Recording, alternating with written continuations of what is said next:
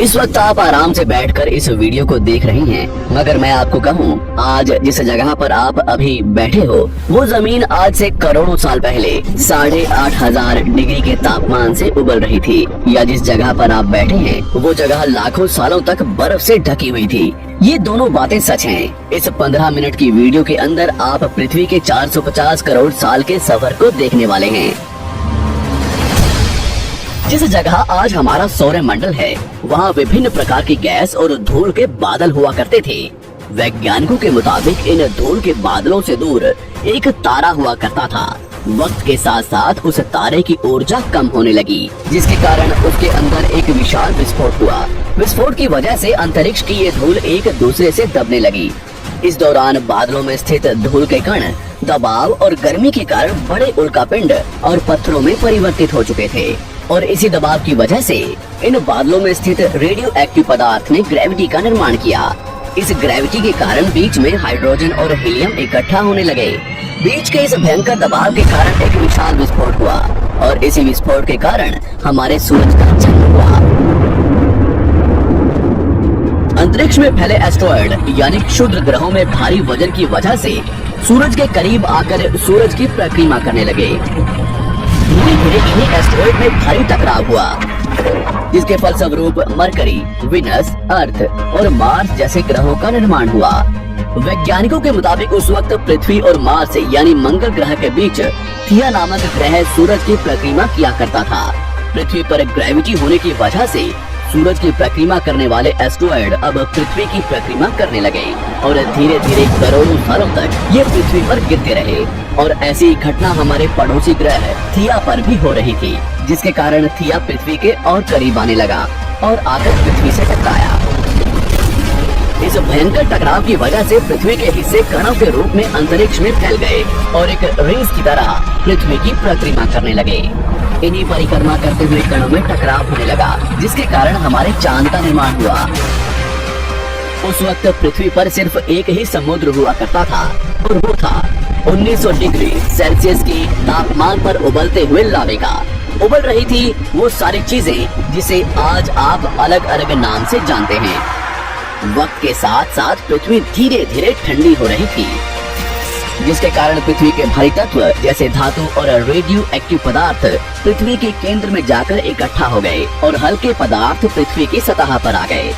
लाखों सालों तक पृथ्वी पर उल्कापिंडों की बरसात हुई, और इन गिरते हुए उल्कापिंडों में जमा था नमक, मिनरल्स और पानी। करोड़ों सालों तक इन उल्कापिंडों की बरसात होती रही, और धीरे धीरे पृथ्वी की ऊपरी सतह पानी से ढकने लगी। वैज्ञानिकों के मुताबिक यही वो वक्त था जब दूर गहरे पानी के अंदर निकलते ज्वालामुखियों से पहली बार सूक्ष्म जीवों का निर्माण हुआ।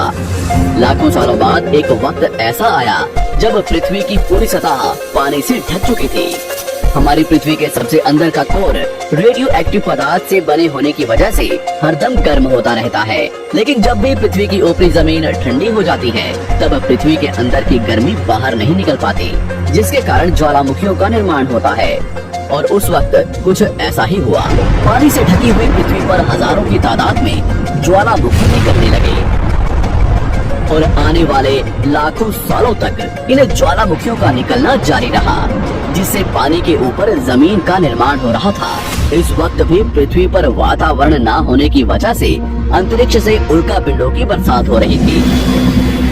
आज से लगभग 300 करोड़ साल पहले पृथ्वी पर ऐसा वक्त आया जब पृथ्वी का वातावरण लगभग स्थिर होने लगा था। ज्वालामुखी निकलने धीरे हो गए थे, और पृथ्वी का एक दिन 12 घंटे का हुआ करता था। साल बीतते गए, और धीरे धीरे ये सूक्ष्म जीव विकसित होते गए और समूह में रहने लगे। आज से लगभग 250 करोड़ साल पहले पहली बार पृथ्वी पर ऐसे जीवों का निर्माण हुआ जो जीने के लिए ये पानी के अंदर के मिनरल्स यानी खनिज पदार्थ और धूप का इस्तेमाल करते थे, और मल त्याग के रूप में ऑक्सीजन बाहर निकालते थे। इस वक्त तक पृथ्वी पर ज्यादातर ज्वालामुखी निकलने बंद हो चुके थे, और इन माइक्रोबैक्टीरिया की वजह से वातावरण में ऑक्सीजन की मात्रा बढ़ रही थी।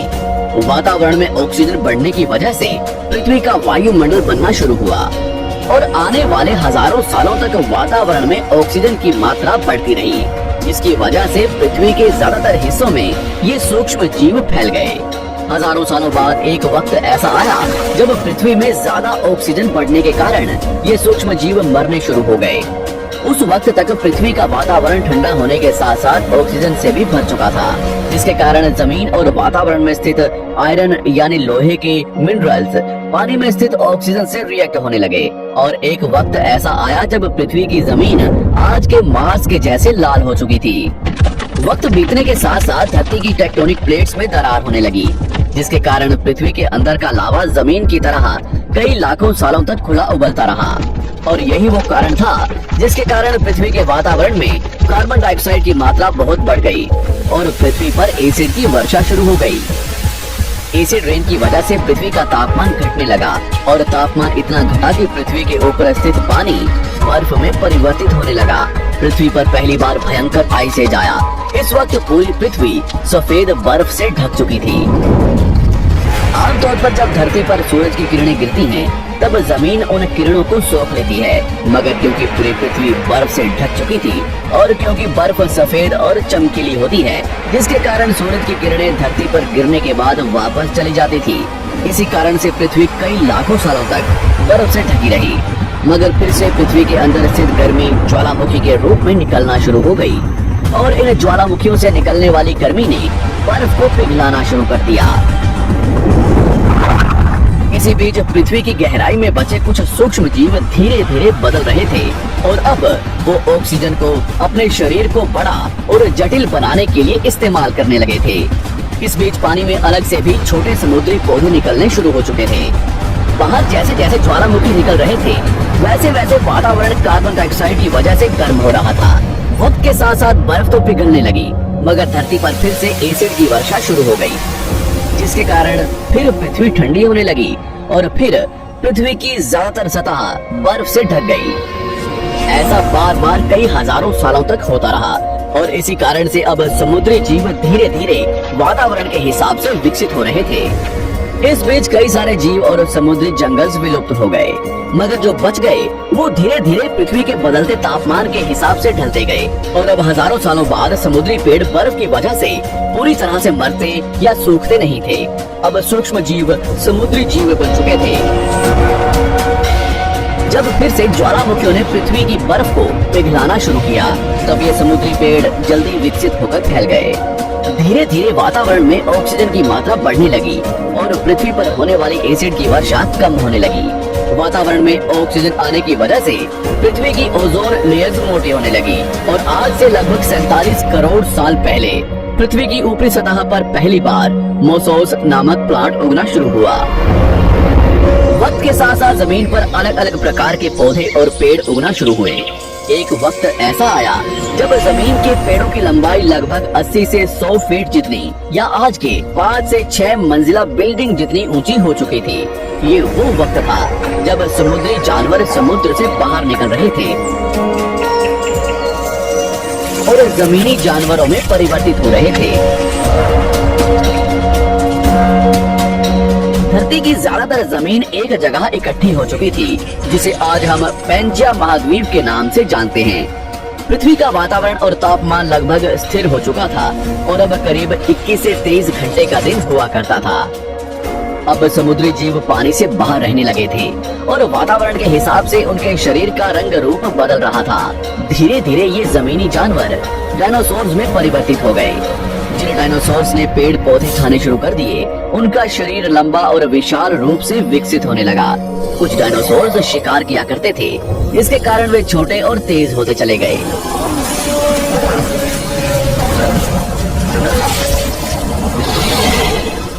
पृथ्वी की ऊपरी जमीन एक जगह इकट्ठी होने के कारण ज्यादातर जमीन रेगिस्तान और बंजर हो चुकी थी। ज्यादातर जंगल समुद्र के करीब हुआ करते थे, जिसमें डायनासोर्स रहा करते थे। आज से लगभग 20 करोड़ साल पहले पैंजिया महाद्वीप टूटना शुरू हो गया।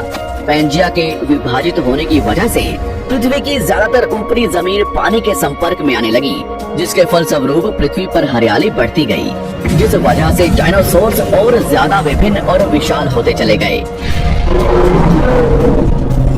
डायनासोर्स ने आने वाले लगभग 20 से 30 करोड़ सालों तक पृथ्वी पर राज किया। उस वक्त डायनासोर्स समुद्र से लेकर जमीन और आसमान तक पूरी पृथ्वी पर राज किया करते थे।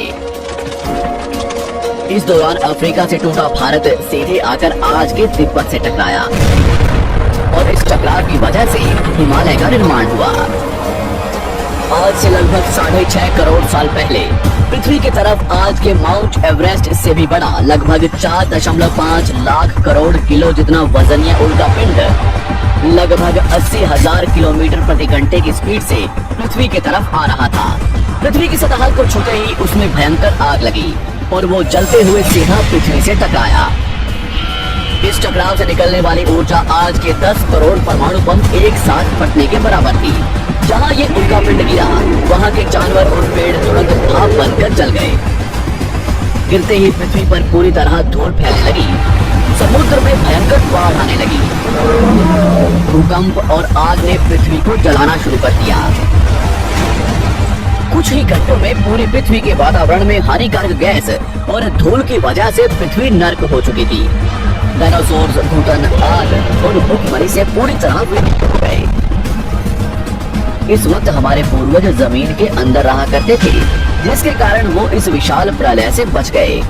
पृथ्वी का वातावरण पूरी तरह से काला और अंधेरा हो चुका था, जिससे धूप भी जमीन तक नहीं पहुंच पा रही थी। पृथ्वी के पेड़ और ज्यादातर जानवर विलुप्त हो गए। वातावरण में धूल और हानिकारक गैस के कारण पृथ्वी पर फिर से एसिड की वर्षा शुरू हो गई और फिर पृथ्वी ठंडी होकर बर्फ से ढक गई। लेकिन इस बार पृथ्वी की बर्फ लाखों सालों तक नहीं जमी रही और 80 से 90 हजार साल बाद ये बर्फ पिघलनी शुरू हो गई। जैसे ही धरती पर वातावरण फिर से पहले जैसा होने लगा, वैसे ही ये छोटे जीव जमीन से बाहर आना शुरू हो गए। उस वक्त पृथ्वी की बर्फ पिघलनी शुरू ही हुई थी, जिसके कारण अफ्रीका में घने ठंडे जंगल हुआ करते थे और इसी बीच ये जमीनी जीव बंदरों में परिवर्तित हुए। मगर जैसे जैसे पृथ्वी गर्म होने लगी, वैसे वैसे अफ्रीका के ये जंगल सूखने लगे। जंगल की चीजें खाने वाले बंदरों को खाने की कमी होने लगी। खाने की तलाश में इन बंदरों ने अपने पैरों पर चलना शुरू कर दिया, जिससे उन्हें दूसरे जानवरों का शिकार करने में मदद मिलती थी। धीरे धीरे बंदर एप्स यानी वानर में परिवर्तित हुए। खाने की तलाश में ये एप्स पृथ्वी के दूसरे हिस्सों में फैलने लगे और धीरे धीरे उनके शरीर का रंग रूप वहाँ के मौसम के हिसाब से बदलता गया। वक्त के साथ साथ हम आदिवासी बने। हमने हथियारों से लेकर आग का आविष्कार किया। हम धीरे धीरे इंसान के रूप में विकसित हुए। हमने धर्म से लेकर परिवार, भाषा और संस्कृति का निर्माण किया और वक्त के साथ साथ हम विकसित होते चले गए और आज हम इस पृथ्वी की सबसे विकसित प्रजाति बन चुके हैं। पृथ्वी को आज के जैसे बनने में लगभग 450 करोड़ साल का वक्त लगा है और हमें एक छोटे जमीन में रहने वाले जानवर से इंसान बनने में कई लाखों सालों का।